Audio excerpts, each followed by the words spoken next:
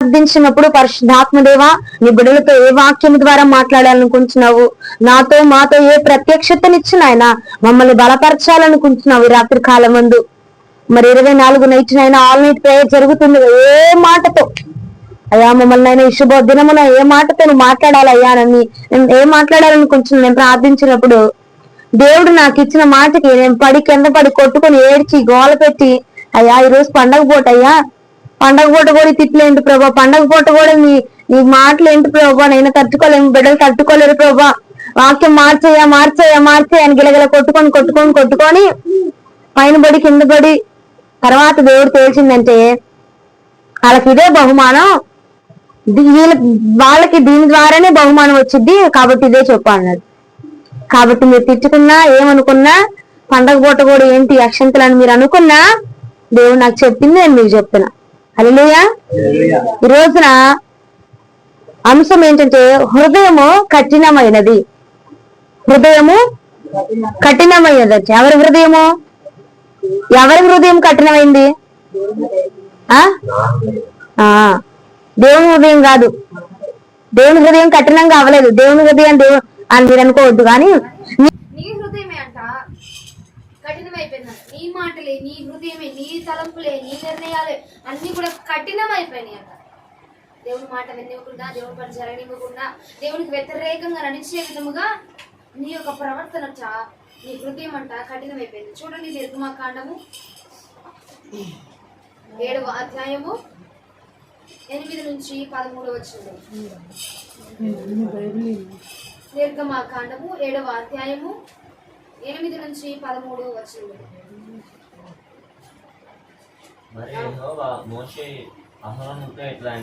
మరియు యెహోవా మోషే అహరోనుతో ఇట్లా అనెను, ఫరో మీ శక్తి చూపుటకై ఒక మహత్కార్యము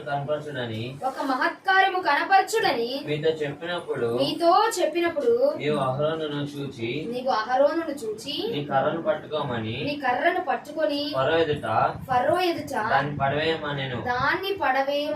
అది సర్పమగును. కాబట్టి మోషే అహరోనులు ఫరో ఎద్దుకు వెళ్ళి యెహోవా తమకు ఆజ్ఞాపించినట్లు చేసిరి. అహరోను ఫరో ఎదుటను అతని సేవకుల ఎదుటను తన కర్రను పడవేయగానే అది సర్పమాయెను. అప్పుడు ఫరో తన విద్వాంసులను మంత్రజ్ఞానులను పిలిపించెను. ఐగుప్తు శకునగాండ్రు కూడా తమ మంత్రముల చేత అలాగూ చేసిరి. వారిలో ప్రతివాడును తన కర్రను పడవేసినప్పుడు అది సర్పమాయను గాని అహరోను కర్ర వారి కర్రలను మింగివేయగా కర్ర ఏం చేసిందంటే వారి కర్రలను మింగేసింది. యెహోవా చెప్పినట్లు ఫరో హృదయము కఠినమాయెను గనుక అతడు వారి మాట వినకపోయాను. అతడు వారి యొక్క మాట వినకపోయాడంట. ఈ వాక్యం ఇచ్చి దేవుడు నాతో మాట్లాడాడు. ఏంటయ్యా ఇందులో ఉన్న ప్రత్యక్షత ఏంటి? కర్ర పాముగా మారిపోవడం ఏంటి? ఎందుకని ఇలా జరిగింది? అసలు ఏం చెప్పాలనుకుంటున్నావు? ఏం ప్రత్యక్షత ఇవ్వాలనుకుంటున్నావు అంటే దేవుడు నాతో మాట్లాడిన మాటలు అసలు ఫరో వద్దకు వీళ్ళు ఎందుకు వెళ్ళారు? ఫరో ముందు కర్ర పాముగా మార్చబడడానికి కారణం ఏంటి అంటే ఫరో యొక్క హృదయం ఏమైపోయిందంట? 13వ వచనంలో ఫరో యొక్క హృదయము కఠినమైపోయిందంట. కఠినమైపోయి దేవుడు చెప్పిన మాటని వినక, దైవజనుడు చెప్పిన మాటని వినక, అంగీకరించక, ఒప్పుకొనక నేను నా మాటే కరెక్ట్, నేను చెప్పిందే నిజము, నాదే నిజము అని చెప్పి దేవుని మాట వినలేకపోయాడంట. దేవుని యొక్క స్వరానికి వినిపించుకోవట్లేదంట. దైవజనుడి మాటని వినిపించుకోవట్లేదంట ఫరో. అది దేవుడు అన్నాడు, ఇదిగో ఫరో దేనికోసము కర్ర పాముగా మార్చబడినదంటే ఫరో యొక్క హృదయం కఠినపరచడం వలనే ఆ కర్ర పాముగా మార్చబడింది. ఫరో యొక్క హృదయము కఠినమైపోవడం వచ్చే అద్భుతము, ఆశ్చర్య కార్యము అలాగున మార్చబడింది. అలాగ జరిగింది మహత్కార్యం అని చెప్పి దేవుడు నాతో మాట్లాడాడు. మరి ఏమి చెప్పాలనుకుంటున్నావు అయ్యా అంటే ఈ రోజునట ఇక్కడ ఉన్న బిడ్డల హృదయములు కఠినపరచబడ్డాయని, దేవుని వైపు తిరగనివ్వకుండా, దేవుని మాటను అంగీకరించకుండా, దేవుడు ఏది చెప్పాడో దాన్ని విననివ్వకుండా నీ మాటలంట కఠినమైపోయింది. నీ హృదయం అంట కఠినమైపోయిందంట.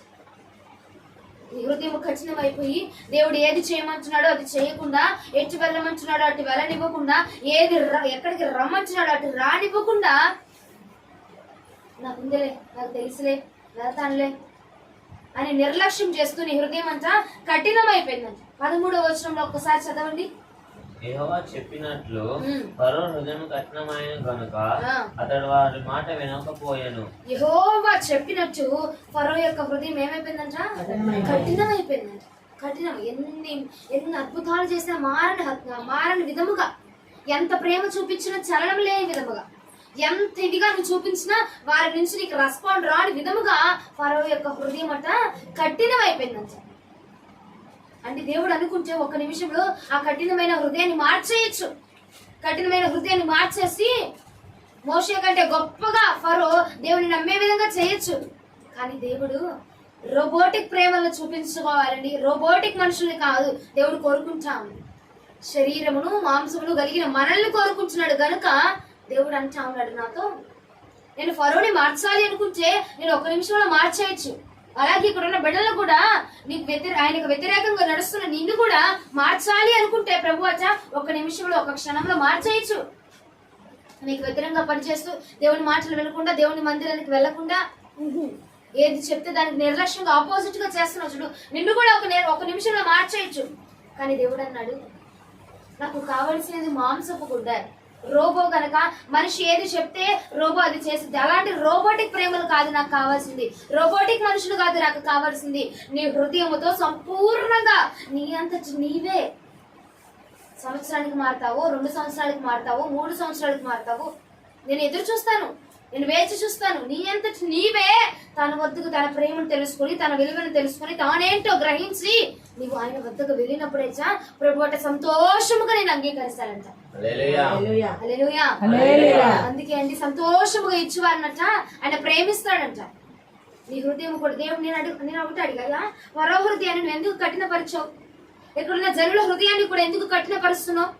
ఒకసారి నువ్వు కొడితే నువ్వు తిరిగి రా అంటే రాలేరా ప్రభు వీళ్ళు?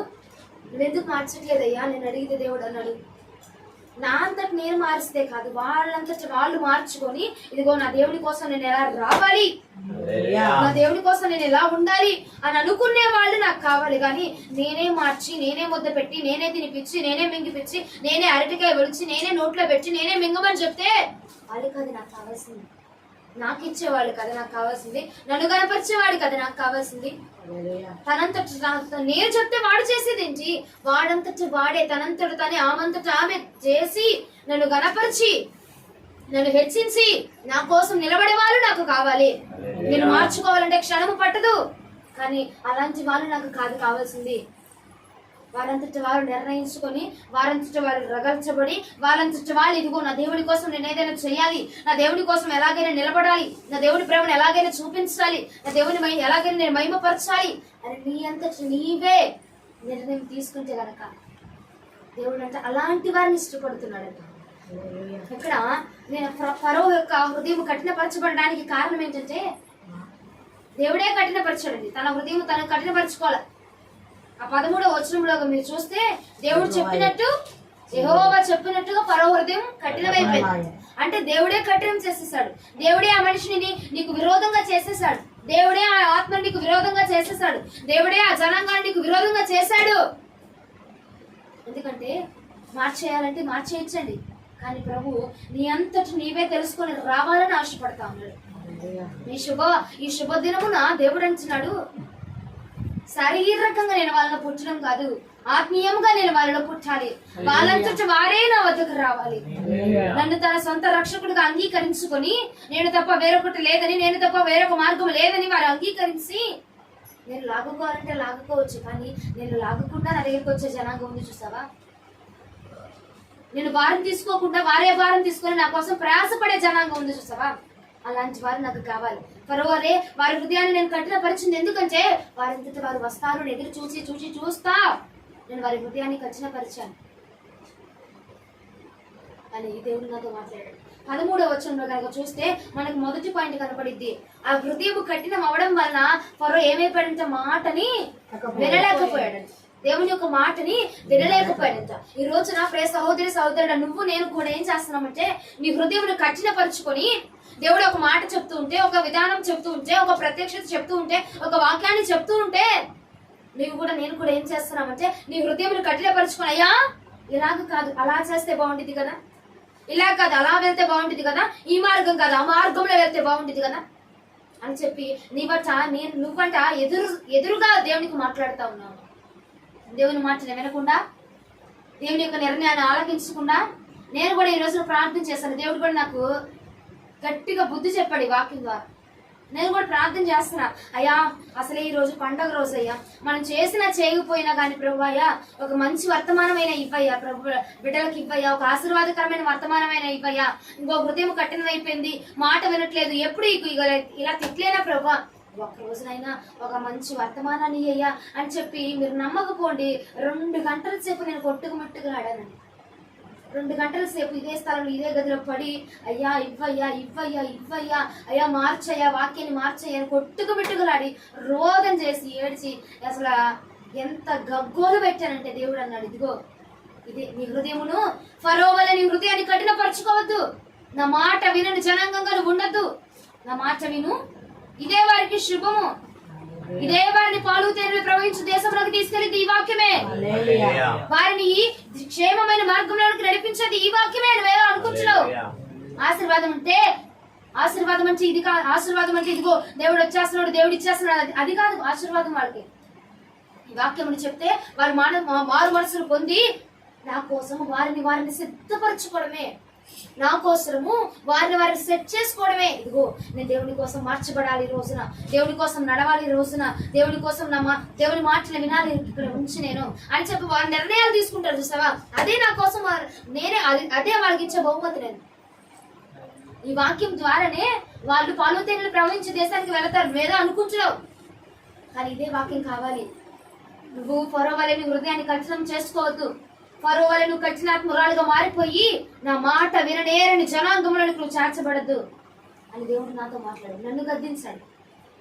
ఈ వాక్యం ద్వారా నేను కూడా తెలుసుకున్నాను, అవును కదయ్యా నువ్వు మాట ఇచ్చావు, దీన్ని వద్దయ్యా వేరే దిగు అని నేను అడిగానయ్యా, నేను క్షమించు అని నేను ప్రార్థించాను. ఈ రోజు నా ప్రియ సహోదరుడా నువ్వు నేను కూడా ఏం చేస్తున్నామంటే, దేవుడు ఒక మాట చెప్తే దేవుడు సమస్తాన్ని ఎరిగిన వాడు కదండి, నీ ఆలోచనని నీ జ్ఞానాన్ని అంతటిని చూసి నీకు తగిన సమయంలో ఏది కావాలో అది చేసే దేవుడు. నువ్వేమనుకుంటున్నావు అంటే దానివల్ల మేలు జరగదు, దానివల్ల ఆశీర్వాదం జరగదు, ఇంకొకటి ఇవ్వయ్యా, దాన్ని మార్చయ్యా, వేరేది ఇవ్వయ్యా, ఇదొద్దు అదొద్దు అని చెప్పి దేవుడికి మనము స్పీచ్లు ఇచ్చే వరకు తయారైపోతా ఉన్నామట. నువ్వు కూడా ఆలోచించు, దేవుడు వాక్యం ద్వారా గాని అభిషేకంతో గాని దేవుడు ఎలాగోలా నీతో మాట్లాడుతూ ఉన్నాడు. బలిపీఠం వద్ద నుంచి ప్రతి ఉదయమున వాక్యం అనేది నీ వద్దకు చేర్చబడుతుంది కదా, ఆ వాక్యాన్ని విని చేయగలుగుతున్నావా? ఆ వాక్యాన్ని విని దాని ప్రకారం నడవగలుగుతున్నావా? దేవుడు ఇదిగో పలానా సమయంలో ప్రార్థన చెయ్యి, పలానా ఇంటికి వెళ్ళు, పలానా చోటుకి వెళ్ళు, పలానా క్రమంలోనే ఉంటు, నువ్వు అది చెయ్యొద్దు, ఇదే చెయ్యి, అలా నడవద్దు, ఇలాగే నడువు, అది తీసుకోవద్దు, ఇదే తీసుకో, ఇక్కడే ఉండు అని చెప్పి దేవుడు చెప్తున్నప్పుడు కాదయ్యా అది మేలైన మార్గం కాదు, అక్కడికి ఎక్కువ మంది వస్తారు కదా, అక్కడ బాగా జరుగుతుంది కదా అని చెప్పి నువ్వు దేవునికి ఒక ఉచితమైన సలహాలు ఇస్తే కనుక ఈ రోజున నేను పడిన తిట్లు నీవు పడాల్సి వచ్చింది. ఆల్రెడీ ఇస్తున్నారట కొంతమంది, అయ్యా ఇది మేలైంది కాదు, అయ్యా ఇది సరైంది కాదు, ఉత్తమమైన దాన్ని చేయాలండి, మేలైన దాన్ని మంచిదాన్ని కాదు, ఉత్తమమైన మార్గాన్ని ఎన్నుకోవాలండి. దేవుని మాట వినడమే ఉత్తమమైన మార్గం. ఈ రోజున నీ హృదయం కఠినపరచుకుని ఎందుకు మనం మాటలు వినలేకపోతున్నామంటే దేవుని స్వరము మన హృదయము కఠినమైపోయింది. మన యొక్క హృదయము కఠినమైపోయి దేవుడు చెప్పిన మాటలు వినకుండా అదే మంచిది అదే మంచిది అదే మంచిది అదే మంచిది అనుకుంటున్నావు, కానీ అదే నీకు శాపాన్ని తీసుకొచ్చింది, అదే నీకు పాపాన్ని తీసుకొచ్చి పెట్టింది. అది మంచిది కాదు, అది మేలైన మార్గం కాదు. దేవుడు అన్నాడు హృదయమును కట్టిన పరుచుకొని నా మాట వినలేకపోయాడు ఫరో. ఈ రోజున ఇక్కడున్న బిడ్డలు కూడా దేవుని మాటలు వినలేకపోతాడు. రక్షణ తీసుకోవాలి, రక్షణ లేకపోతే, మారు మనసు లేకపోతే నరకము ఉన్నది అని వర్తమానాన్ని విని కూడా దాన్ని నిర్లక్ష్యం చేస్తున్నావు. అంటే చూడు, నువ్వు అంటే దేవుని మాట వింటున్నావా? హృదయమును కఠినమైపోయింది. హృదయం కఠినమైపోవడం అంటే ఏదో అనుకోకండి గొప్పగా దేవుని మాట చెప్తే, నేను అన్నాను చూసారు ఇందాక, అయ్యా ఇది వద్దయ్యా, వాళ్ళకి క్షేమం కాదయ్యా, ఒక ఆశీర్వాదకరమైన వచనాన్ని ఇవ్వయ్యా అని. అదే దేవుడు నన్ను తిట్టి నాకు బయలుపరిచి నన్ను సరిచేశాడు. నన్ను సరిచేశాక నేను వచ్చి మీకు చెప్తున్నా, నన్ను నేను సరి చేసుకొని, నన్ను నేను సెట్ చేసుకొని, నన్ను నేను దేవునికి అప్పు చెప్పుకొని, నేను సారీ చెప్పి దేవునికి క్షమాపణలు అడిగి నేను మీకు వచ్చి చెప్తున్నా. దేవుడికి చెప్పేసింది అలా నేను తీసుకొచ్చి మీ ముందు పెట్టట్లేదండి. అది నేను నాలో సెట్ చేసుకొని, నాలో నేను అమర్చుకొని, నేను చేసి మీకు చెప్పాలి. నేను తిని దాని రుచి అంటే నీకు చెప్పాలి. అప్పుడే కదా నీకు తెలుస్తుంది. కఠినం అంటే నువ్వేదో అనేసుకోబాక. ఇదే దేవుడు చెప్పిన మాటని వినకుండా, అమ్మ ఫలానా సమయంలో చేయమనంటే, అమ్మ ఉదయం చేస్తే బాగుంటుంది, ఉదయం సాయంత్రం చేద్దాం అమ్మ, అప్పుడు అయితే అందరూ వస్తారు. ఉదయం అయితే నేను మా ఆయన మా పిల్లలు మేము నలుగురే ఉంటాం, సాయంత్రం అయితే ఎక్కువ మంది వస్తారుగా మా ప్రార్థనకి. కానీ దేవుడు ఏం చెప్తున్నాడు? ఉదయం పెట్టమని చెప్పాడు. నువ్వు దేన్ని ఎంచుకుంటున్నావు? సాయంత్రాన్ని ఎంచుకుంటున్నావు. మంచిది కాదు, ఉత్తమమైన దాన్ని ఎంచుకోవాలండి. ఉత్తమమైనది దేవుడి మాట వినడమే. హల్లెలూయా. మీ అందరికి బలం ఇచ్చును గాక. హల్లెలూయా. ఎదురొస్తుందా? హల్లెలూయా. ఎదురొస్తుందన్న వాళ్ళు హల్లెలూయా చెప్పండి. దేవునికి మహిమ కలుగును గాక. శ్రద్ధగా విని రాత్రి కఠినం అయిపోవడం అంటే మనం ఏదో అనుకుంటాం.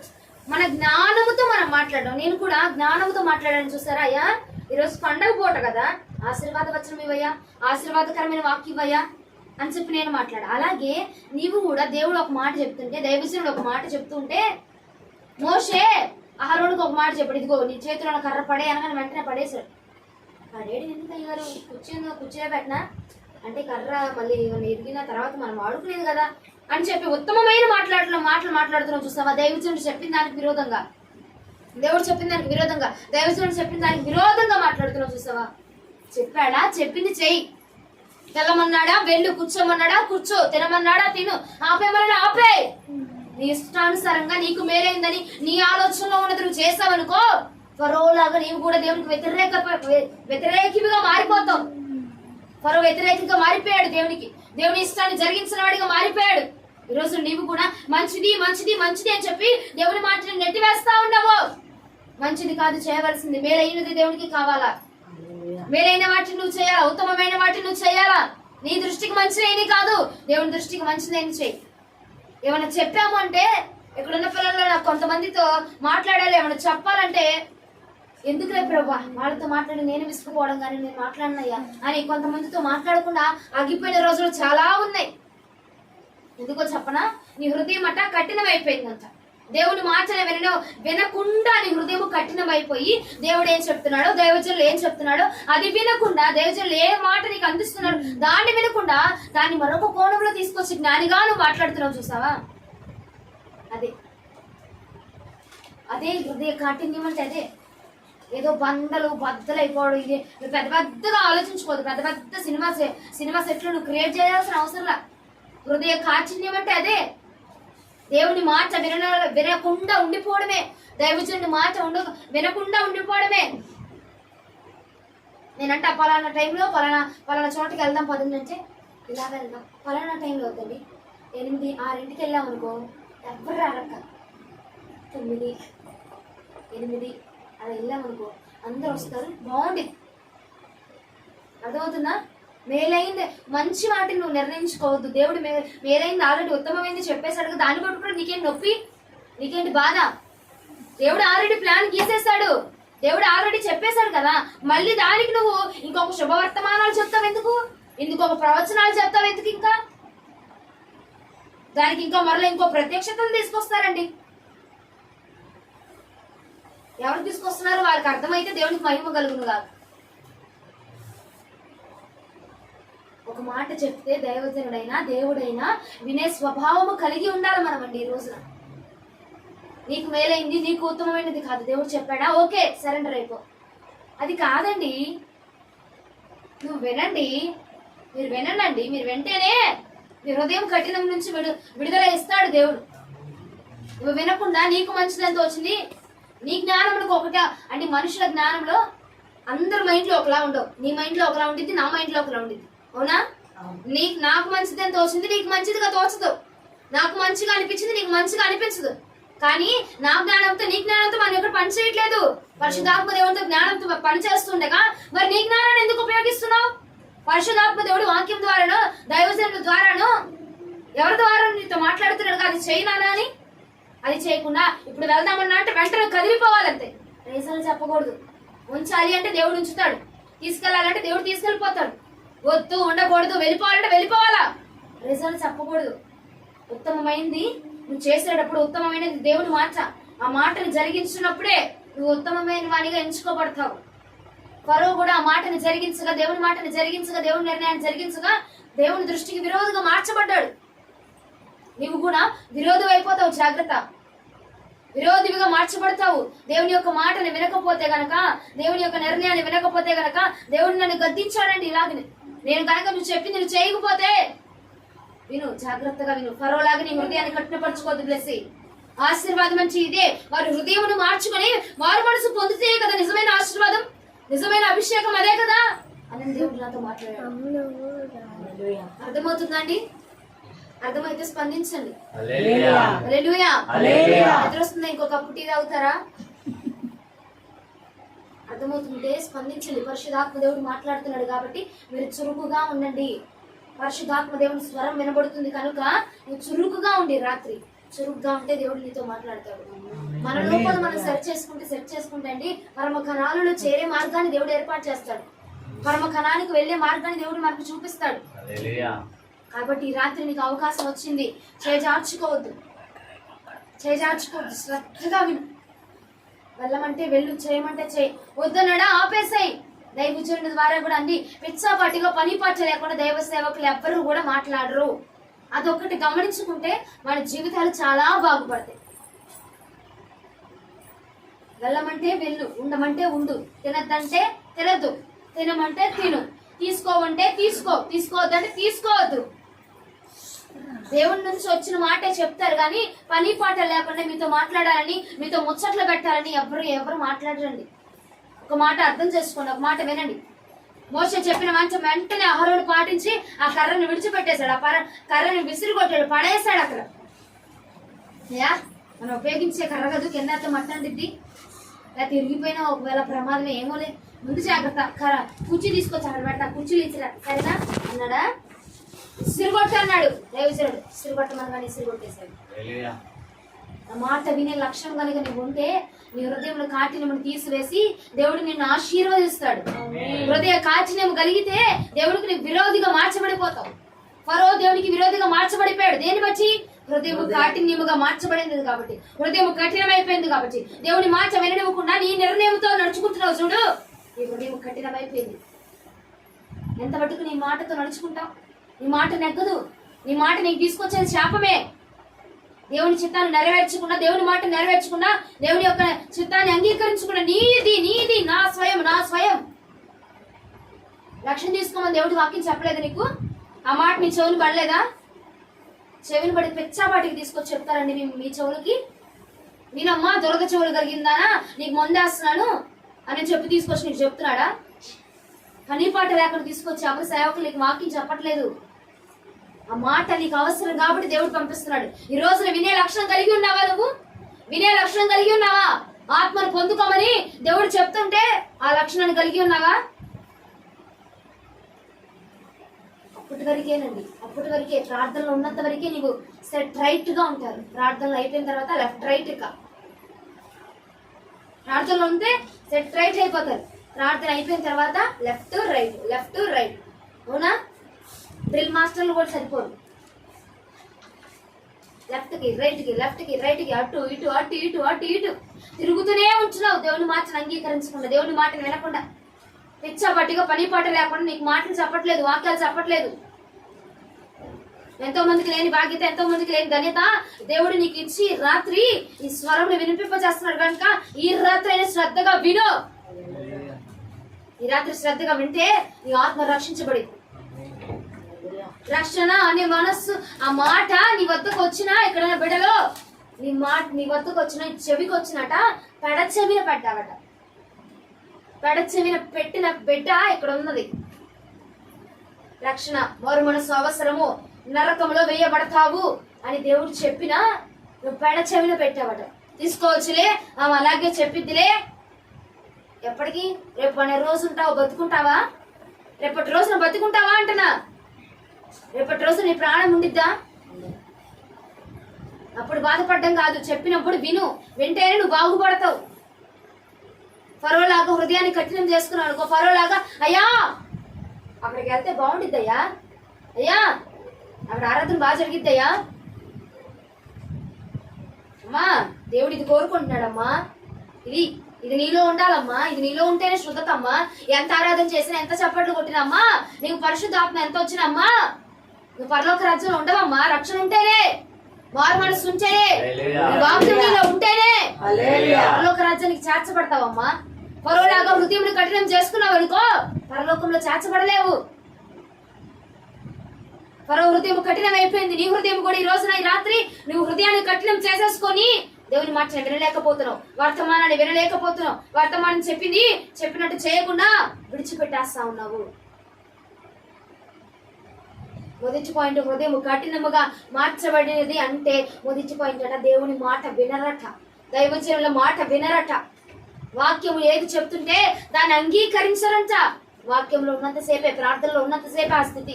తర్వాత యథావిధి, తర్వాత నార్మల్ అయిపోతున్నావు. తర్వాత నీ పని నీదే, నీ బాధ నీదే, నీ వ్యవహారం నీదే, నీ సోది నీదే, నీ మాట నీదే, నీదే, నీకే సరిపోతావు. దేవుని మాట వినే చెవులు దేవుడు మీ అందరికి ఇచ్చునుగా, ఆ మనస్సు ఇచ్చునుగా. హృదయం కఠినం చేసుకోవద్దు ప్రియ సహోదరి సహోదరుడా. ఈ రాత్రి నేను చెప్తున్నాను, నీ హృదయమును దయచేసి కఠినం చేసుకోవద్దు. దేవుడు చెప్పేది మేలైందే, దైవజనుడు చెప్పేది మంచిదే, ఉత్తమమైనదే చెప్తారండి.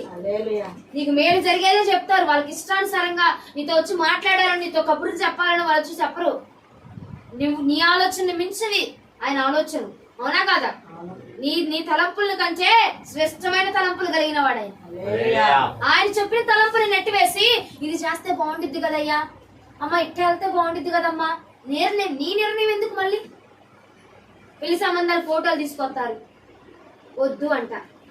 మా ఉద్యోగం ఉందమ్మా, బాగా వస్తాయి డబ్బులు, గవర్నమెంట్ ఉద్యోగం, మాట్లాడలే తర్వాత బాగానే ఉండిద్దిలే అమ్మ, జీవితం బాగానే ఉండిద్ది అని అనుకుంటున్నాను అని అంటే నేనంట, సరే నువ్వు అనుకుందే అనుకో అంట. అంతే కదా, దేవుడు చెప్పింది మేలైన నిర్ణయాన్ని వదిలేసి నీ నిర్ణయాన్ని పాటించినప్పుడు ఇంకా నా మాట ఎందుకు, దేవుడి మాట ఎందుకు నీ దగ్గర? జాగ్రత్త. మంచిదాన్ని చేస్తూ నువ్వు మేలైన దాన్ని, ఉత్తమమైన దాన్ని కోల్పోతా ఉన్నావు. ఈ రాత్రి ఇన్ని రోజులు కూడా మేలైన దాన్ని కోల్పోయావట, ఉత్తమమైన దేవుని మార్చింది కోల్పోయావట. జాగ్రత్తగా గమనించు. దైవజనుడు చెప్పారా, దేవుడు చెప్పారా, విను. అది ఏ మాట అయినా, వెళ్దాము అంటే వెళ్ళు, పద అంటే నడువు, ఉండు అంటే ఆగిపో. అదే నీకు మేలుని తీసుకొచ్చేదండి. దైవజనుడి యొక్క బాధ, దైవజనుడి యొక్క కన్నీరు నీకు శాపముని తీసుకొచ్చింది. దైవజనుడి మాట వినకపోతే, దేవుని యొక్క మాటని వినకపోతే నీకు శాపం తీసుకొచ్చిందండి ఆ మాట. జాగ్రత్త పడి ఆలోచించు. ఈ రోజున నువ్వే మాటలు వినకుండా దేని నువ్వు చెప్పావు, దేని నువ్వు బోధించావు, దేని నువ్వు వర్ణించావు చూసావా? కొన్ని ప్రసంగాలు, నాకే ప్రసంగాలు చెప్తారు మా పిల్లలైతే. నేను చెప్తానా, నాకు నుంచోబెట్టి చెప్తారు ఇప్పుడు ఉన్నోళ్ళు. దేవుడు చెప్తున్నాడు కదా ఉత్తమమైంది. నేను 100 సార్లు చెప్తా, 1000 సార్లు చెప్తా. నా అంతటిగా నేను ఈ బైబిల్లో ఏ వాక్యం నేను తీయలేను.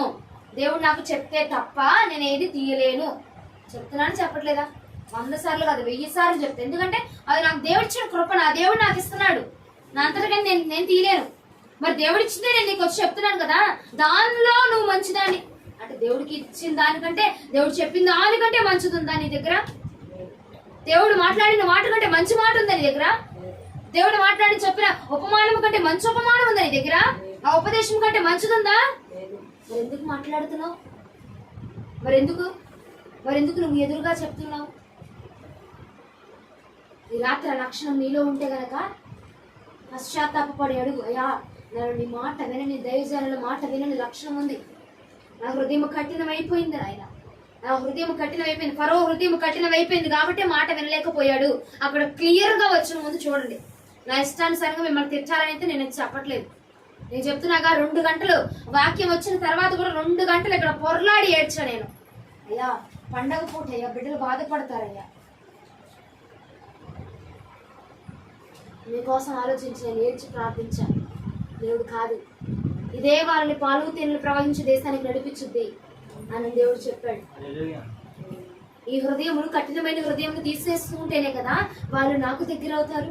నాకు దగ్గరైనట్టేనే కదా నా దేశంలోనికి వారు రాగలరు, నా రాజ్యంలోనికి వారు రాగలరు అని దేవుడు చెప్పాడు. హల్లెలూయా. అర్థమైందా? పాలు తేనెలు ప్రవహించే దేశం అంటే ఆయన రాజ్యం, పరలోక రాజ్యం నుండి చేర్చబడాలంటే నీ హృదయంలో ఉన్న కఠినమును తీసివేయాలి, మాట వినని స్వభావం తీసివేయాలి. నీ జ్ఞానంతో వర్ణిస్తున్నావు చూసావా, ఆ వర్ణింపుని తీసివేయి. దేవుని మాటని మించిన మంచి అయిన మాట నీ దగ్గర లేదు, ఉండదు కూడా. పరిశుద్ధాత్మ దేవుని మించిన మాట ఏముందండి మన దగ్గర? హల్లెలూయా.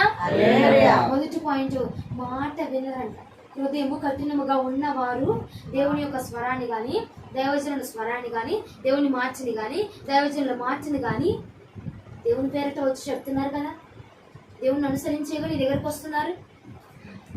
వారి మార్చే నువ్వు వినకుండా నీ మంచిని దయచేసి బోధించద్దు. దాన్ని నువ్వు బోధించినా దానికి తగ్గినది ఉంటుంది. అర్థమవుతుందా? దేవుడు చెప్పిన దానిలో ఉత్తమమైనది, దేవుడు చెప్పిన దానికంటే ఇంక ఉత్తమమైనది ఏది లేదు. అర్థమవుతుందా? దేవుడు ఒకటి చెప్పాడా, చెయ్యి. ఉండమన్నాడా, ఉండు. పొందుకోమన్నాడా, పొందుకో. తినమన్నాడా, తిను. ప్రార్థన చేయమన్నాడా, చేసుకో. దానివల్ల నీకు క్షేమమే వచ్చింది, దానివల్ల నువ్వు దీవించబడతావు. దాని ఒక పని చెప్పినప్పుడు నువ్వు చేసావు అనుకో, అమ్మో నా బిడ్డ నా మాట వినింది, నా మాట విని నేను చెప్పింది చేసింది, కాబట్టి నా బిడ్డని ఎలాగైనా దీవించాలి. ఇంకొక విధంలో, ఈ కోణం కాబట్టి ఇంకో కోణంలో ఎలాగో నా బిడ్డని బ్లెస్ చేయాలి, నా బిడ్డని ఆశీర్వదించాలి అని చెప్పి దేవుడు నిన్ను గురించి ఆలోచన చేస్తాడు. అదే ఈ మాటలో నేను నిర్లక్ష్యంగా ఉండి దేవుని మాటను జరిగించుకుని ఉంటే దాన్ని బట్టి నువ్వు శాపాన్ని తెచ్చుకుంటావు. హృదయమును కఠినముగా ఉంచుకోవద్దు. హృదయమును కఠినము పరుచుకొని దేవుని మాట వినకుండా ఉండద్దు. అర్థమైందా? మొదటి పాయింట్ అర్థమైందా? అంటే కాదు, అర్థమైందా? అర్థమైంది. హృదయం కఠినముగా ఉంటే ఏమైపోద్ది? వినరు. వినకుండా నీకు తోచింది నీ జ్ఞానము, నీ ప్రసంగము, నీ ఉపదేశాలు నాలాగా చెప్తారు వేరువాడు. అప్పుడు నాకు పడిన యాతే మీకు పొడు. అర్థమైంది? నేను అనుభవించి నేను చెప్తున్నాను కాబట్టి జాగ్రత్త పడితే మేలు కలుగును గాక. హల్లెలూయా, హల్లెలూయా, హల్లెలూయా. రెండవ మాట చూద్దాము. నిర్గమకాండము 7వ అధ్యాయము మొదటి మాట అర్థమైందా? రెండవ పాయింట్ 7వ అధ్యాయము 9వ వచనం నుండి చదవండి. నేను ఫరో మీ శక్తి చూపుటకై ఒక మత్స్యకారుని కనపరచుడని మీతో చెప్పినప్పుడు నీవు అహరోనును చూచి నీ కర్రను పట్టుకోమని ఫరో ఎదుట దాన్ని పడివేయమనెను, అది సర్పమగును. కాబట్టి మోషే అహరోనులు ఫరో ఎద్దుకు వెళ్లి యెహోవా తమకు ఆజ్ఞాపించినట్లు చేసిరి. అహరోను ఫరో ఎదుట అతనికి సేవకుల ఎదుటను తన కర్రను పడవేయగానే అది సర్పమాయను. అప్పుడు ఫరో తన విద్వాంసులను మంత్రజ్ఞానులను పిలిపించెను. ఐగుప్తు శకునగాండ్రు కూడా తమ మంత్రముల చేత అలాగే చేశారు. ఎలా చేశారు? అహరోను మోషే ఎలాగైతే తమ కర్రను పడవేయగా పామైపోయిందో అలాగే ఫరో ఏం చేశాడు? వీళ్ళ చేసిన అద్భుతం ఎంతరా, వీళ్ళలాగా ఎంతో మంది చేస్తారు, వీళ్ళలాగా ఎంతో మంది చెప్తారు అని చెప్పి వెళ్ళి ఎవరిని పిలుచుకొచ్చాడంట? శకునగాండ్రని పిలుచుకొచ్చాడంట, మంత్రగాళ్ళని పిలుచుకొచ్చాడంట, మాంత్రికులను పిలుచుకొచ్చాడంట.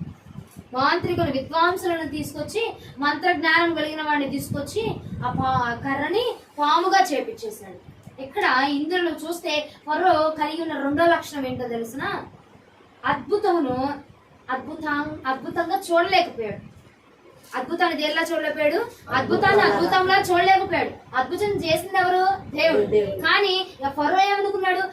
ఇట్లాంటి కార్యాలు ఎన్నో అందరూ చేయగలరు, ఈయన ఒక్కడైనా చేసేది, ఆయన ఒక్కడైనా మాట్లాడేది, అంతగా ప్రసంగాలు మేము చెప్పగలము, అంతగా ప్రసంగాలు మేము చేపించగలము, ఇదిగో తీసుకురండి అని చెప్పి శకునగాండ్రిని మంత్రగాండ్రి విద్వాంసులను తీసుకొచ్చి ఆ పని చేయించాడు. ఆ పని చేయిస్తే ఏమైపోయిందండి? దేవుని శక్తిని మించిన శక్తి ఏది లేదు గనక కింద వచ్చిన చదువు ఒకసారి. అప్పుడు వారిలో ప్రతివాడును తన కర్రను పడవేసినప్పుడు అది సర్పమాయను గాని అహరోను కర్ర వారి కర్రలను మృంగివేసింది. హల్లెలూయా, ఏది అయినా దేవుని అద్భుతాన్ని మించింది ఏది లేదు.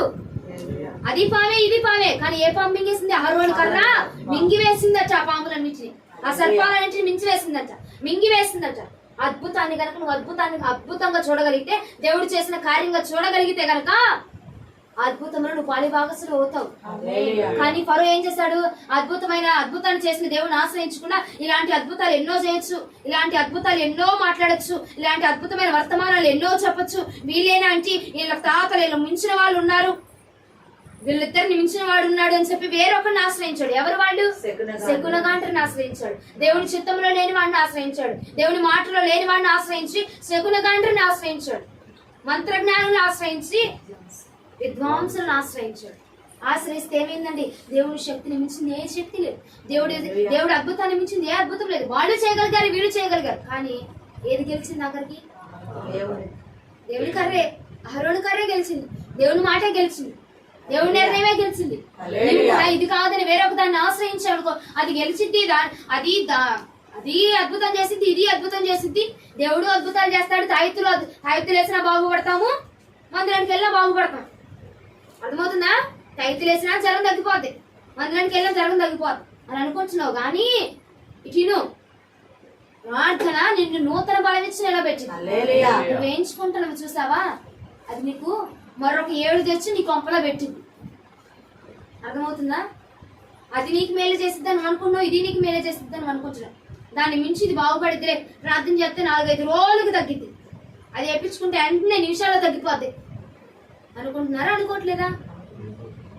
అద్భుతాన్ని అద్భుతంగా చూడు, అద్భుతాన్ని అద్భుతం చేసే దేవుణ్ణి చూడు. ఈ రోజు మరో అలా చూడలేకుండా మాంత్రికులను పిలిపించుకున్నాడు, వేరే దాన్ని ఆశ్రయించాడు, చీకటిని ఆశ్రయించాడు. చీకటిని ఆశ్రయించి మేలు జరిగిద్దని భావించాడు. కానీ దేవుని కర్ర ముందు, దేవుని శక్తి ముందు ఏది నిలవలేకపోయింది. నీవు కూడా దానివల్ల మేలు జరిగిద్ది, మేలు జరిగిద్ది, మేలు జరిగిద్ది అని చెప్పి చీకటిని ఆశ్రయిస్తున్నావు చూడు. అది కొన్ని రోజుల్లో మృంగివేయబడింది, అది కొన్ని రోజుల్లో మృంగివేయబడింది, అది కొన్ని రోజుల్లో నాశనం అయిపోద్ది. దాన్ని పట్టుకుని నీవు కూడా ఏమైపోతావు? నాశనమే అయిపోతావు. కనుక అద్భుతము చేసిన దేవుని అద్భుతంగా చూడగలిగిన శక్తి ఆ కన్నులు దేవుడు మీకు ఇచ్చునుగా. అది ఫ్లోరిన్ కలుపుగా నీళ్లు కొడుతున్నారు, ఆ మందులు కలిపి నీళ్లు కొడుతున్నారు. నీకు అనవసరం, నీకు అనవసరం. దేవుని శక్తిని దేవుని శక్తిలా చూడు, ప్రార్థనని ప్రార్థనలా చూడు, అభిషేకాన్ని అభిషేకంగా చూడు. అది గెలుతున్నారు, వాళ్ళు చేస్తున్నారు, ఇదిగో అక్కడ కూడా వాళ్ళు అదే చేస్తున్నారు, ఇక్కడ కూడా ఇల్లు ఇదే చేస్తున్నారు. కాదు, దేవుని శక్తిని దేవుని శక్తిలా చూడు. వాళ్ళు అది చేస్తున్నారు, వీళ్ళు ఇది చేస్తున్నారు, మేము అందుకే అది చేస్తున్నాం అనవసరం. నీకు దేవుని శక్తిని దేవుని శక్తిలాగే చూడు, అద్భుతాన్ని అద్భుతంగానే చూడు. అద్భుతం చేసిన దేవుని అద్భుతమైన దేవుడుగానే చూడు. నువ్వు అద్భుతమైన దేవుని అద్భుతంగా చూడకుండా అద్భుతాన్ని అద్భుతంగా చూడలేక దేవుడు చేసిన ఇప్పుడు అహరోనుకి ఎలా కనపడుతుంది? అది కర్ర, అహరోను కర్రే కాదు, ఇంతకుముందు కర్రేగా పాము కాదుగా. అహరోను పట్టుకున్నాడు, నడిచాడు, దాంతో పాటు ఉన్నాడు. అవునా? అహరోనుకి ఎలా కనపడుతుంది?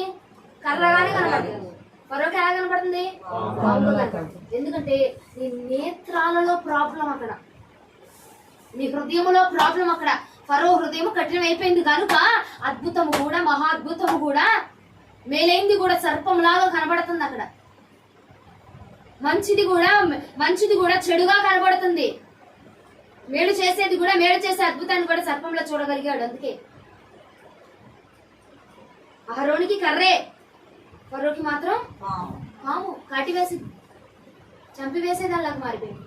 నీ హృదయం కఠినం అయిపోయింది అనుకో, అద్భుతాన్ని అద్భుతంగా చూడలేవు. దీనివల్ల ఏదో జరిగిద్ది, అభిషేకం పొందుకుంటే ఏదో జరిగిపోయిద్ది, మందిరానికి వెళ్ళిపోతే ఏదో జరిగిపోయిద్ది, ప్రార్థనకి వెళ్ళామంటే ఏదో గొడవ వచ్చేసిద్ది, ప్రార్థనకి వెళ్ళామంటే ఏదో జరిగిపోయిద్ది అని చెప్పి ఆలోచన చేస్తావు చూడు. నీ హృదయంలో కఠినపరిచేసుకుంటున్నావు చూడు. అందుకే నువ్వు అద్భుతాన్ని అద్భుతంగా చూడలేకపోతున్నావు. అద్భుతం చేసే దేవుణ్ణి అద్భుతము నీ పట్ల జరిగించలేకపోవడానికి కారణం ఏంటంటే నువ్వు అద్భుతం చేసే దేవుడిని అద్భుతకరుడుగా నువ్వు చూడలేకపోతున్నావు కనుకనే నువ్వు అద్భుతాన్ని పొందుకోలేకపోతున్నావు. అర్థమైందా? అద్భుతం చేసే దేవుడిని అద్భుతం చేసేవాడిగా నువ్వు చూసావు అనుకో, అద్భుతాన్ని నువ్వు పొందుకుంటావు.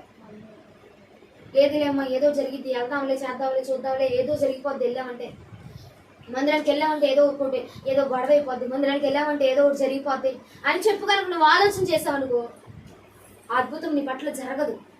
అద్భుతాన్ని అద్భుతంగా చూడు. హల్లెలూయా. అద్భుతాన్ని అద్భుతంగానే చూడు. ఇంక మరో విధంగా చూడద్దు. మరో కోణంలో నువ్వు చూడబాక. మరో కోణంలో చూస్తే అది నీకే శాపం అయిపోద్ది, నీకే పాపం అయిపోద్ది. అనుమానించొద్దు అంటున్నా. ఒక భాషలో, మీ మూల భాషలో మీకు అర్థం కావాలంటే అనుమానించొద్దు. అద్భుతం జరిగితే అద్భుతం లాగే చూడు. దేవుడు కార్యం చేస్తే కార్యలాగే చూడు. దాన్ని అవమానించొద్దు, అనుమానించొద్దు. దేవుడు చేస్తే చేపించుకో, ఇస్తే తీసుకో, అంతే. దాన్ని అవమానించొద్దు, అనుమానించొద్దు. అద్భుతాన్ని అద్భుతంగానే చూడు. అర్థమైందా అండి? హల్లెలూయా, హల్లెలూయా, హల్లెలూయా. అంత కఠినమైన హృదయం ఫరోకి దేవుడు ఎందుకు ఇచ్చాడు? అంత కఠినమైన హృదయాన్ని ఫరోకి దేవుడు ఎందుకు ఇచ్చాడని? దేవుడే కఠినపరిచాడంట ఫరో హృదయాన్ని. కఠినపరచకుండా ఒక నిమిషంలో మారిపోమనంటే ఐగుప్తు జనాన్ని వదిలేసేవాడు కదా, ఇన్ని అద్భుతాలు జరగకుండా ఉండేవి, ఎంత బాధపడకుండా ఉండేవాడు కదా. కానీ దేవుడు ఎందుకు కఠినపరిచాడంటే, నీ అంతటిగా నువ్వు వచ్చావనుకో బాగుండేది. అవునా? నీ అంతటిగా నువ్వు వచ్చి కానిపించావనుకో అది దీవెనకరంగా ఉంటుంది. పక్కనం వెళ్ళి అది ఇవ్వు, అది ఇవ్వు, అది ఇవ్వు, అది ఇవ్వని పక్కనం వెళ్ళొచ్చి పక్కనం వచ్చి నేను రేపెట్టినాక నువ్వు వచ్చి తీసుకొస్తే నీకు దీవెనకరంగా మార్చబడు. అలాగే ఫరోను కూడా దేవుడే మార్చేశాడు అనుకో, ఎలాగ విలువ ఎలా వచ్చింది? దేవుడు విలువ ఎలా తెలుసుకుంటాడు? నిన్ను కూడా కొన్నిసార్లు మార్చుదామని చూస్తాడు. కానీ దేవుడు, నేను అడిగాయా ఇక్కడ ఉన్న బిడ్డలు ఉన్నారు, ఎవరి బిడ్డలో నేను ఒక బిడ్డ గురించి ప్రార్థన చేశాను. అదైనా ఒక ఆమె గురించి ప్రార్థన చేస్తే, ఒక అమ్మగారి గురించి దేవుడు నా తండ్రి నా అంతటి నేను మార్చి, నా అంతటి నేను నడిపించుకుంటే, నా అంతటి నేనే లాక్కుంటే నా విలువ ఏం తెలుస్తుంది? అది తీరిపోయినాక, అవసరం తీరిపోయినాక, అది స్వస్థపరచబడినాక, అది ఆమె ఇదైపోయినాక మరలా వెళ్ళిపోద్ది, మరలా వెళ్ళిపోయి పడిపోయి. అదే తనంతటి తను తెలుసుకొని వచ్చింది అనుకో, నా విలువ తెలిసింది కదా. నా విలువ తెలుసుకొని వస్తే నన్ను మహిమపరిచింది కదా. మరలా ఎన్ని శ్రమలు వచ్చినా, ఎన్ని ఆటంకాలు వచ్చినా నన్ను విడిచి వెళ్ళిపోదు కదా. హల్లెలూయా అని చెప్పి దేవుడు మాట్లాడాడు. చూడండి, నిర్గమకాండము 10వ అధ్యాయము 27వ వచనం.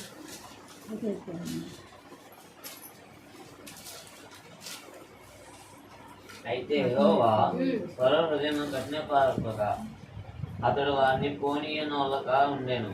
యెహోవా ఫరో యొక్క హృదయాన్ని కఠినపరిచేశాడు. దేనికంటే ఆయన యొక్క విలువ తెలుసుకోవడానికి. ఆయన విలువ మనం తెలుసు. ఏదైనా అండి, విలువ తెలిస్తేనే, కోల్పోయినాకే విలువ తెలుస్తుంది. విలువ తెలిస్తేనే దాన్ని గట్టిగా పట్టుకుంటాం. హల్లెలూయా, అంతే అంటారా? లేనప్పుడే దాని విలువ తెలుస్తుంది. విలువ తెలిసినప్పుడు మాత్రమే గట్టిగా పట్టుకోగలము. అది మన దగ్గర ఉన్నంత సేపు దాని విలువ మనకు తెలియదు. అది మన దగ్గర ఉన్నంత సేపు కూడా దాని ప్రత్యేకత అంటే ఏంటో తెలీదు.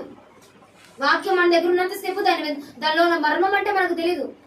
ఏదైనా మన దగ్గర నుంచి పోయిన తర్వాతే దాని విలువ తెలిసింది.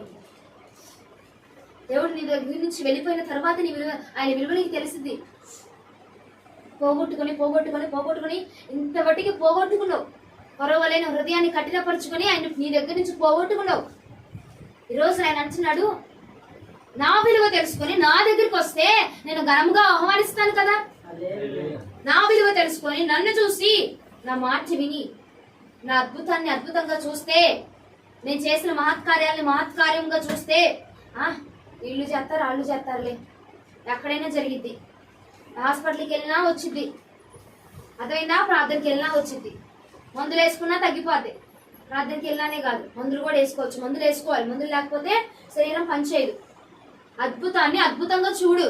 అద్భుతం చేసే దేవుని అద్భుతం చేసేవాడిగానే చూడు. అప్పుడు నువ్వు అద్భుతాన్ని పొందుకుంటావు. కొంచెమే చేస్తాడమ్మా, ఇంతే చేయగలడు అంటే ఇంతే చేయగలడు. నీ దగ్గర ఇంత చేయగలడు నా దేవుడు, ఇంత స్వస్థపరచగలడంట, ఇంత చేయగలడు నా ప్రభు. ఎంత అద్భుతం చేయగలిగిన దేవుని అంత అద్భుతంగా నువ్వు చూడగలిగితే అంత అద్భుతాలు నీ పట్ల చేయగలిగిన నా దేవుడు ఆయన. నీ విశ్వాసం, నీ హృదయం, నీ కనులు ఎలాగో నీకు కనపరుచుతున్నాయో అలాగ నువ్వు చూడగలిగితేనే నువ్వు స్వస్థతను పొందుకుంటావు, ఆశీర్వాదాన్ని పొందుకుంటావు. నువ్వు ఇంతే చేయగలడని నమ్ముతున్నావు. గుడ్డివాడు కళ్ళు తెరిచినప్పుడు ఏం కనబడుతుందంటే కొంచెమే కనబడుతుంది అన్నాడు. అలాగనా నీవు కూడా ఏం చేస్తున్నావు? ఇంతే చేయగలడు, స్వస్థత పూర్తిగా ఇవ్వలేడు నా దేవుడు అని చెప్పి నువ్వు వెళ్ళి ఎక్కడ పడుతున్నావు? దేన్ని ఆశ్రయిస్తున్నావు?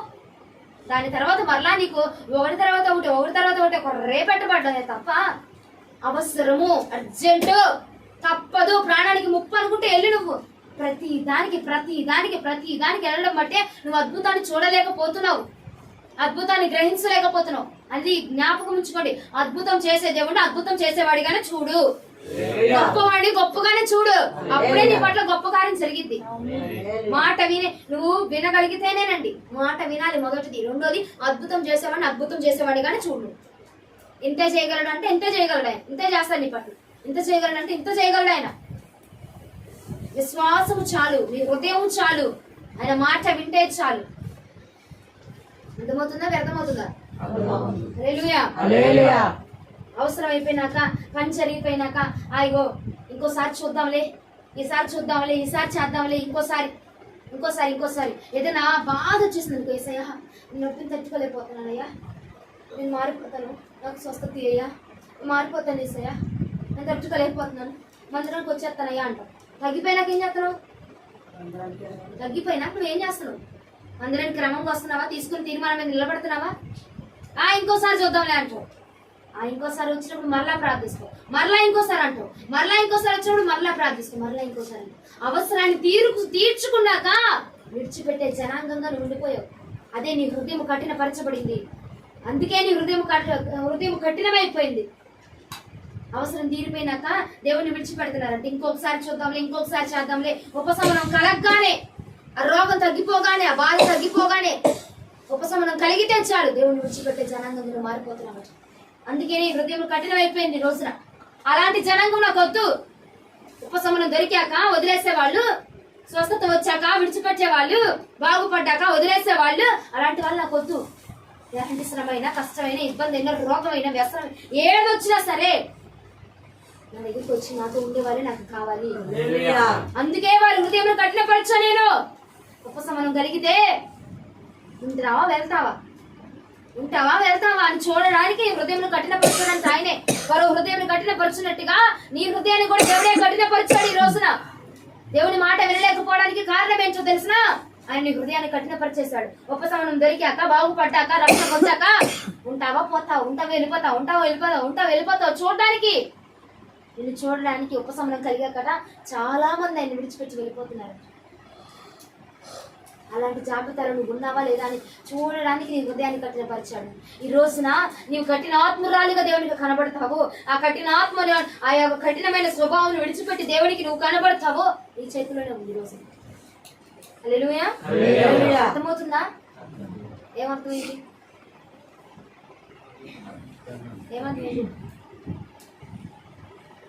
ఎన్ని అడుగుతా ఆఖరిలో కూడా.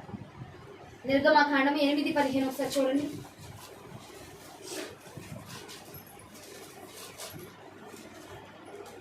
నిర్గమకాండం 8వ అధ్యాయం 15వ వచనం. ఫరో ఉపశమనమును కలుగుట చూచి యెహోవా సెలవిచ్చినట్లు తన హృదయమును కఠినపరుచుకొని వారి మాట వినకపోయాను. ఫరో ఉపశమనం కలిగిపోయిందంట. అయ్యా ఈ తెగులు వచ్చింది ఆ ప్రాంతం మీద, దీన్ని తీసే మోషే, దీన్ని తీసేయమని చెప్పు మోషే, నీ దేవుడికి చెప్పు అనగానే మోషే వెళ్ళి ప్రార్థన చేయగానే ఏం కలిగింది? ఉపశమనం కలిగింది. ఉపశమనం కలగగానే ఏం చేస్తాడు? మళ్ళీ హృదయాన్ని కఠినపరుచుకున్నాడు. మళ్ళీ మాట వినట్ల, మళ్ళీ వెళ్ళిపోయాడు, మళ్ళీ దిగిపోయాడు, మళ్ళీ పడిపోయాడు. నీవు కూడా జాగ్రత్త. ఉపశమనం వచ్చాక, కార్యం జరిగాక పడిపోయే స్థితిలో నువ్వు ఉంటున్నావేమో, నీ హృదయాన్ని అలాగే కఠినపరిచేసుకున్నావేమో, జాగ్రత్త. అలాంటి వారిని దేవుడు అంగీకరించుడు. అలా గనక నువ్వు చేస్తే నీ మీదకి ఏమొచ్చిందో చూడు. రోమపత్రిక 2వ అధ్యాయం 5వ వచనం. ఉపశమనము తీర్చుకున్నాక, రోగం కుదుర్చుకున్నాక దేవుని కనుక విడిచిపెడితే ఏం జరిగిద్దంటే రోమపత్రిక 2వ అధ్యాయం 5వ వచనము. తీసిన వారు త్వరగా. నీ కాఠిన్యమును మార్పు పొందని నీ హృదయమును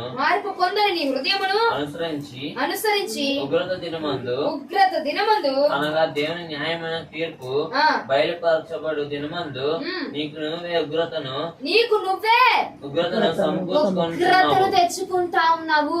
నీకు నువ్వే శాపాన్ని తెచ్చుకుంటా ఉన్నావు. నీకు నువ్వే దేవుడి కోపాన్ని నీ మీదకి రగిలించుకుంటా ఉన్నావు. ఉగ్రత అంటే రాకడలో దేవుని యొక్క అగ్ని నీ మీదకి చొరబడతా ఉంది. అగ్ని అంటే ఇప్పుడు పొందుకొని అన్ని భాషలో మాట్లాడుతున్నావు చూడు. అగ్ని కాదమ్మో, అగ్ని కాదు, ఉగ్రత. ఆయన క్రౌధము, ఆయన కోపము నీ మీదకి తెచ్చబడతాము. ఎందుకు తెలిసిన? ఉపశమనం కలిగాక, రోగములు తగ్గిపోయాక, మందులు కాకుండా ప్రార్థనకు వచ్చాక, దేవుడు కాలు ఇరిగితే ప్రార్థనకు వస్తే ప్రార్థన చేయగానే ఆ కాలు సెట్ అయ్యాక, చేతులు సెట్ అయ్యాక, ఆరోగ్యం సెట్ అయ్యాక, ఏదైనా దొంగతనం నీ మీద పడితే ఇదిగో అయ్యా ఇది నా మీద నుంచి తొలగించు, నేను మందిరానికి వస్తాను, బాప్తిజం తీసుకుంటాను అని చెప్పావు కదా. అది తీరిపోయినాక మరలా వెళ్ళిపోయి మరలా పడిపోయి మరలా వదిలేసి దేవుడి మాటను నిర్లక్ష్యం చేసి నీ హృదయం కఠినపరుచుకుంటే గనక దేవుడు అంటా ఉన్నాడు, నీ మీదకి ఉగ్రతను నీకు నువ్వే తెచ్చుకుంటా ఉన్నావు. ఆయన కోపాన్ని నీకు నువ్వే తెచ్చుకుంటున్నావు. తీర్పు దినమందంట ఆయన ఉగ్రత నీ మీద రగులుకుంటుందట. తీర్పు దినమందు ఆయన కోపం నీ మీద రగులుకునిద్దట. ఏముందిలే, తర్వాత చూద్దాంలే, ఇంకోసారి చూద్దాంలే, ఇంకోసారి వెళ్దాంలే, ఎప్పుడైనా వెళ్ళే ప్రార్థన లేక ఎప్పుడైనా వెళ్ళే మందిరాలు లేక ఉంటాయిలే నిర్లక్ష్యం చేసావనుకో ఆయన ఉగ్రత నీ మీదకి వచ్చింది. తీర్పు దినమందట ఆయన జాలి పడక కనికరము పడక నిన్ను విడిచిపెట్టక నీ లెక్క చూసి ఆ ఉగ్రతలో అట ఆయన ఉగ్రతను చూపిస్తాడంట. ఆయన కోపాన్ని చూపించి ఉన్న శిక్షకు పదంతర శిక్షణ రేపెచ్చేటువంటి ఉగ్రతను నువ్వు కల్పించుకుంటావు. కనుక జాగ్రత్త. ఉపశమనం కలిగాక స్వస్థత వచ్చాక దేవుని విడిచిపెట్టాలని ఆలోచన ఉందేమో నీలో. ఆలోచన ఉండబట్టి దేవుడు ఈ రాత్రి నీకు మాట చెప్తా ఉన్నాడు, జాగ్రత్త. అనారోగ్యంతో ఉన్నావు, దేవుడి దగ్గరికి వచ్చావు, దేవుడు బాగుపరుస్తానని మాట ఇచ్చాడు, బాగుపరిచిన తర్వాత మరలా అదే పాపంలోనికి, మరలా అదే లోకంలోనికి, మరలా అదే శక్తుల దగ్గరికి వెళ్ళిపోతున్నావా? దేవుని యొక్క ఉగ్రతను పొందుకుంటాం. ఏంటో అనుకుంటారండి, జరగబోయేవి ఇవే. రాకడలో ఆయన ఉగ్రతను కఠినము పరుచుకున్నందున, హృదయం కఠినపరుచుకున్నందున మాత్రమే ఆయన ఉగ్రతను చూస్తా ఉంటారు. రోమపత్రిక 2వ అధ్యాయము 5వ వచనంలో స్పష్టముగా దేవుడు మాట్లాడాడు. ఉగ్రత, ఆయన ఉగ్రతను నీ మీద తెచ్చుకుంటున్నావు. ఏముందిలే, దేవుడేగా జాలి పడతాడు అనుకోవద్దండి. ఆయన కోపం చూపిస్తే మొత్తము నాశనం అయిపోద్ది. ఎవడు కూడా దాన్ని మరలా సెట్ చేయలేడండి. ఎవడొచ్చి ఎంతమంది ప్రార్థనలు వచ్చినా, ఎంతమంది భక్తులు వచ్చి, ఎంతమంది ప్రవక్తలు వచ్చి, ఎంతమంది దైవజనులు వచ్చినా దేవుడు నాశనం చేసిన దాన్ని అబ్బడు కూడా బాగు చేయలేడు. మరలా అక్క వచ్చిద్దిలే, మరలా అక్క ప్రార్థన చేసిద్దిలే, వాళ్ళు వస్తారులే, వాళ్ళు ప్రార్థన చేస్తారులే అని అనుకుంటున్నావేమో. దేవుని కనుక నాశనం చేశాడంటే, దేవుడు కనుక వాడు చేశాడంటే నిన్ను ఎవడు బాగు చేయలేడు. జ్ఞాపకం పెట్టుకో. ఈ రోజున మారు మనసు పొంది రాత్రి ఈ వాక్యం విని ఆలోచన నీకుందేమో, తగ్గిపోయాక మరలా పడిపోదామని, తగ్గిపోయాక మరలా వెళ్ళిపోదామని, తగ్గిపోయాక మరలా దేవుని విడిచిపెడదామని ఆలోచన వస్తుందేమో. జాగ్రత్త బిడ, జాగ్రత్త, భద్రం. కార్యం జరిగాక, తగ్గిపోయినాక కాదండి, ఏ కార్యమైనా సరే జరిగిన తర్వాత అద్భుతం కోసమే వస్తారు మందిరానికి, ఆశ్చర్యాల కోసమే వస్తారు మందిరాలకు. అది జరిగిన తర్వాత దేవుని విడిచిపెడతాం. అలాంటి లక్షణం కనుక నీలో ఉంటే జాగ్రత్త పడు. ఉగ్రత నీ మీదకి వస్తుంది అని చెప్పి దేవుడు మాట్లాడుతున్నాడు. మొదటి పాయింట్ ఏం చెప్పాను?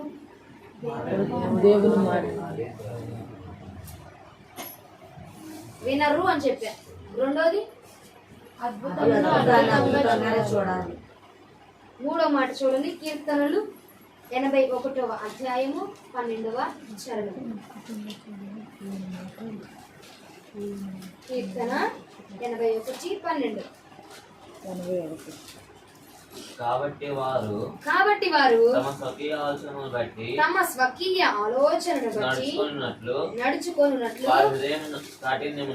వారి హృదయ కాఠిన్యమునకు నేను వారిని అప్పగించి తిని. దేన్ని బట్టి అంటే స్వకీయ ఆలోచనను బట్టి. హృదయ కాఠిన్యానికి అప్పచెప్పబడ్డారు. స్వకీయ ఆలోచన అంటే ఏంటి? సొంత నిర్ణయం, సొంత ఆలోచన. నా ఆలోచన ఇది చేస్తే, ఇందాక మా ఫస్ట్ పాయింట్ లో దేవుడు చెప్పాడు చూసావా, ఇది చేస్తే వేలు, ఇది మంచిది, అవునా? అది సొంత నిర్ణయం, నీ సొంత ఆలోచన. నీ సొంత ఆలోచన బట్టి నీ సొంత నిర్ణయాలు చేస్తూ దేవుడి మాటని వినకుండా సొంతగా నీ జ్ఞానం ఉపయోగించి చేస్తే గనక హృదయము కఠినమైపోయింది. హృదయము కఠినపరచబడింది. హృదయము కఠినపరచబడిన వారి దగ్గరికి దేవుడు రాడు. ఆయన అద్భుతాలు వారు చూడలేరు. దేవుని మార్చని వారు వినలేరు.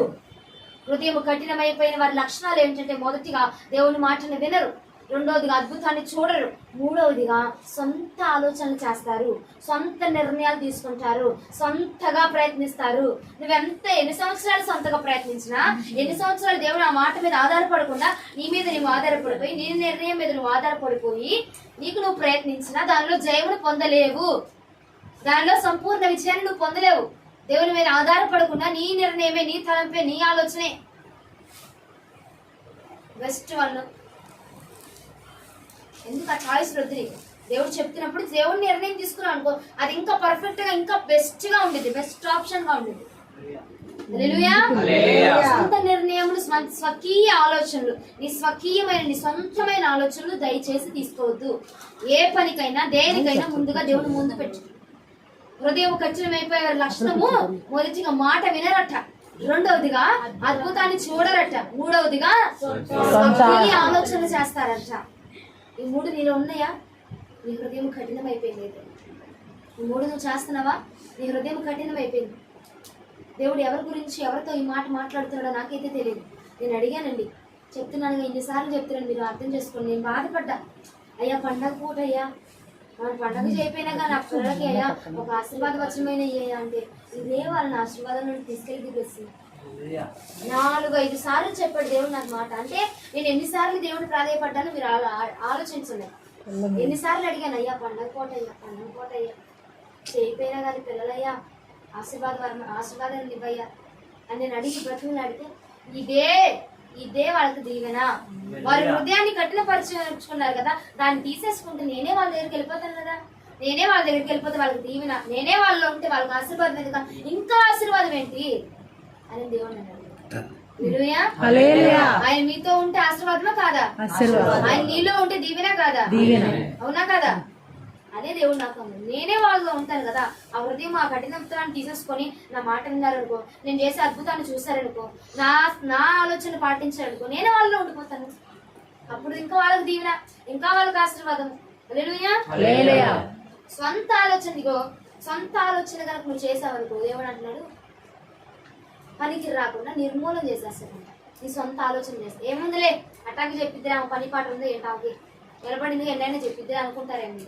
నీ సొంత ఆలోచన కనుక నువ్వు చేస్తే ఏం జరుగుతుందో తెలుసా? ఇర్మియా గ్రంథము 13వ అధ్యాయము 10వ వచనం.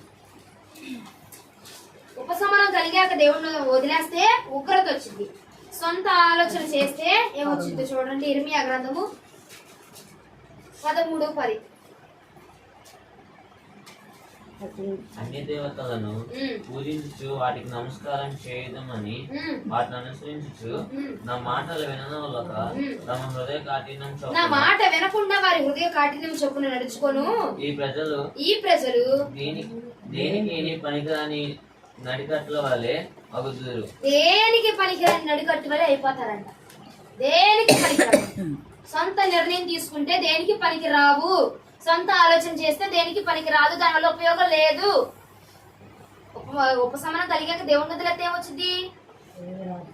ఏమి రాదు. ఉపశమనం కలిగాక రోగం తగ్గిపోయినాక దేవుని వదిలేస్తే ఏమొచ్చింది? ఉగ్రత వచ్చింది. ఇప్పుడు సొంత నిర్ణయం తీసుకుంటే, సొంత ఆలోచన చేస్తే ఏమొచ్చింది అంటున్నాడు? దేనికి పనికి రాకుండా విడిచిపెట్టబడతావు. దేనికి ఉపయోగం ఉండకుండా ఉన్న ఈ శరీరం ఇలాగే ఉంటుంది. కానీ ఏ ఒక్క పాటు పని చేయబోతే ఉపయోగం ఉండిద్దా? ఏం పని చేయబోతే ఉపయోగం ఉండిద్దా? ఉండదు. అలాగనే నీ సొంత ఆలోచన తీసుకున్నానుకో, ఉండనుకుంటావు, ఉండనుకుంటుంది, కానీ ఏం ఉపయోగం ఉండదు. అర్థమవుతుందా? చేయడానికి చేస్తే ఉపయోగం ఉండదు, అలాగే మారిపోతుంది. మరి ఎంతమందిలో హృదయ కాఠిన్యం ఉందంటారు ఈ 3 పాయింట్లు బట్టి? మాట వినని జనాంగము, అద్భుతాన్ని చూడని జనాంగము, మూడవదిగా సొంత నిర్ణయాలు, సొంత ఆలోచన చేసే జనాంగం. ఎంతమందిలో ఈ 3 పాయింట్లు ఉన్నాయి అంటారు? 3లో ఒకటున్నా సరే. మాట వినడం, వినకపోవడం అందరిలో ఉంది. అంటే అందరితో దేవుడు మాట్లాడుతున్నాడు. నేనే ప్రయాసపడి మీకోసం అనవసరంగా అడిగినట్టున్నా అయితే కదా. దేవుడికి తెలుసు అంతా. నేనేనండి పొర్లాను, దొర్లాను, నా గదంతా దొర్లి అయ్యా అయ్యా అయ్యా బతిలాడుకున్నా నేను. అంటే మీలో ఉన్నదే దేవుడు మాట్లాడాడు. దేవుడికి మహిమ కలుగును కాదు. 3 ఉన్నాయి. మరి 3 ఉన్నాయి కాబట్టి ఇప్పుడు ఏం చేయాలంటారు? ఏం చేయమంటారు? ఏం చేయాలంటారు? ఏం చేయాలో చెప్తే చేస్తారా? ఎంతమంది చేస్తారు? అందరం చేస్తారా? నేను చూస్తే ఏంటి? అందరు చేస్తారు. ఇదిగో దేవుడు చూస్తాడు మీ చేతులు అందరినీ దేవుడు చూస్తాడు. అర్థమైనా? అపోస్తుల కార్యములు 8:22 వచ్చేయండి.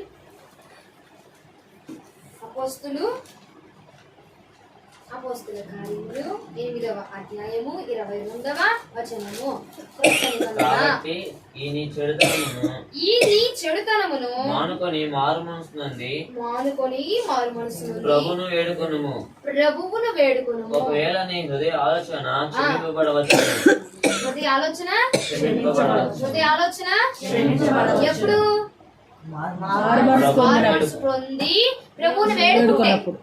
అర్థమవుతుందా? అయ్యా నాలో ఈ స్వభావం ఉంది, నేను నీ మాట వినలేకపోతున్నాను, నా సొంత నిర్ణయాన్ని ఆలోచిస్తున్నాను, నీ అద్భుతాన్ని అద్భుతంగా చూడలేకపోతున్నాను. అయ్యా ఇది నాలో ఈ ఆలోచన ఉంది ప్రభా, నీ మాట వినని ఆలోచన నాలో ఉంది, నీ మాట వినని స్వభావం నాలో ఉంది, ఇది నాలోంచి తీసేవా? నేను తెలుసో తెలియకో తప్పు చేశాను ఇన్ని రోజులు, నన్ను క్షమించవా? మళ్ళీ నాలోనికి ఇది రానికుండా చెయ్యి అని నువ్వు కనుక వేడుకుంటే, నీ హృదయ కాంతిని బట్టి నువ్వు వేడుకుంటే గనక దేవుడట క్షమిస్తాడట. హల్లెలూయా. క్షమాపణ పొందుతావట. హల్లెలూయా. నువ్వు వేడుకుంటే, మరి ఎంతమంది వేడుకుంటారు ఇక్కడ? అయ్యా నాలో ఇది తప్పు ఉంది, నీలో ఏదుందో దాన్నే దేవుడికి చెప్పు. అయ్యా నేను సొంత ఆలోచన తీసుకుంటున్నా, ఉందా అది చెప్పు. లేదు ఆ అద్భుతాన్ని అద్భుతంగా చూడలేకపోతున్నావా, అది చెప్పు. లేదు మాట వినకుండా ఉంటున్నావా, అది చెప్పు. అవసరం తీరిపోయినా వదిలేస్తున్నాను బరుబా అంటావా, అది చెప్పు. ఏది ఉందో ఏ లక్షణం ఉందో దాన్ని చెప్పి దాన్ని బట్టి వేడుకుంటే దేవుడట క్షమిస్తాడట. అయ్యా మరి వాళ్ళు నాకు తెలుసు అయ్యా, నా బిడ్డలు మంచి బిడ్డలు, వాళ్ళు నిన్ను అడుగుతారు, వేడుకుంటారు, అయ్యా క్షమాపణ అడుగుతారు, మరి వాళ్ళకి నువ్వేమెత్తావయ్యా? నేను మళ్ళీ ప్రార్థించా అంటే ఫస్ట్ నుంచి వాగ్దానం కోసమే కొట్టుకు ఆడుతున్నాను కదా నేను. వాక్యం వచ్చిన దగ్గర నుంచి ఏదో ఒకటి వాగ్దానం ఇయ్యా పండగ పూట అని కొడుతున్నాడుగా. దీని బాధ భరించలేను అనుకున్నాడే ఏమో దేవుడు. మరి వేడుకుంటారయ్యా, క్షమాపణ అడుగుతారు, నువ్వు క్షమాపణ ఎత్తాను, వేడుకున్నారుగా క్షమించేస్తారు, మరి వాళ్ళకి ఏం వాగ్దానం ఎత్తామంటే అని ప్రాధేయపడితే దేవుడు నాకు ఇచ్చాడు. చూడండి యెషయా ప్రవచన గ్రంథము 41వ అధ్యాయము 3వ వచనం. యెషయా ప్రవచన గ్రంథం 41వ అధ్యాయము. అతడు వారిని తరుముచున్న తను ఇంతకు ముందు వెళ్ళని త్రోవనే సురక్షితంగా దాటిపోవచ్చున్నాడు. ఇంతకు ముందు వెళ్ళని త్రోవను సురక్షితంగా దాటిపోతున్నాడు. ఇంతకు ముందు నువ్వు ఎప్పుడు వెళ్ళలేదంట ఆ పనిలోనికి, ఇంతకు ముందు నువ్వు ఎప్పుడు చేయలేదంట అందులో, ఇంతకు ముందు ఆ మార్గం కూడా నువ్వు ఎప్పుడు వెళ్ళలేదట, అసలు ఆ మార్గం నీకు తెలియదట. అయినా కూడా నా ప్రభు అంట నిన్ను ఆ మార్గంలో సురక్షితముగా తీసుకెళ్తాడంట, ఆ మార్గంలో నిన్ను క్షేమంగా తీసుకెళ్తాడంట, ఆ మార్గంలో నిన్ను ఆనందింపజేసి తీసుకెళ్తాడంట. నీకు తెలియని మార్గాల్లో, నువ్వు వెళ్ళని మార్గాల్లో, నువ్వు చూడని మార్గాల్లో, నువ్వు చేయని ప్రయాణాల్లో కూడా నీకు క్షేమాన్ని, దీవెన్ని, ఆశీర్వాదాన్ని, సురక్షితమైన ప్రయాణమును కలుగజేస్తాడంట. వాగ్దానాన్ని చెప్పు. వాళ్ళు భయపడనక్కర్లేదు, ఎటు వెళ్ళినా ఏం జరిగినా ఇక వాళ్ళకి సురక్షితమైన మార్గాన్ని నేను ఏర్పాటు చేస్తాను. వాళ్ళకి తెలియని మార్గాలే, వాళ్ళకి తెలియని పనులే, వాళ్ళకి తెలియని స్థలమే, వాళ్ళకి తెలియని జనాంగమే అని సురక్షితమైన మార్గాన్ని ఏర్పాటు చేస్తాను. వాళ్ళకి తెలియని దానిలో ఇంతకుముందు వెళ్ళని దానిలో వెళ్తున్నారు వాళ్ళు, అయినా భయపడొద్దని చెప్పు. అంటే ఇక ముందు ఇక్కడ ఉన్న జనాంగము కొత్త మార్గాల్లో ప్రయాణం చేయబోతున్నారేమో బహుశా. ఆ మార్గాల్లో అయ్యా ఎలా వెళ్ళాలో నాకు తెలియదని భయపడక్కర్లేదంట. సురక్షితముగా నా ప్రభు నిన్ను తోడుకొని వెళ్తాడంట, సురక్షితముగా నా ప్రభు నిన్ను నడిపిస్తాడంట. వాగ్దానాన్ని చూడండి, ఎటు వెళ్ళినా ఏమైనా వాళ్ళకి ఏది తగలదు, సురక్షితంగా వాళ్ళు ఉంటారు. రూపాయలు వస్తుంది అంటే చప్పట్లు కొట్టేవాళ్ళు కదా. ₹1 ఇస్తా అన్నాడు దేవుడు మీకంటే చప్పట్లు కొట్టేవాళ్ళు అన్నది. మీరు అల్లని మార్గాల్లో, మీకు తెలియని దానిలో క్షేమం అంట.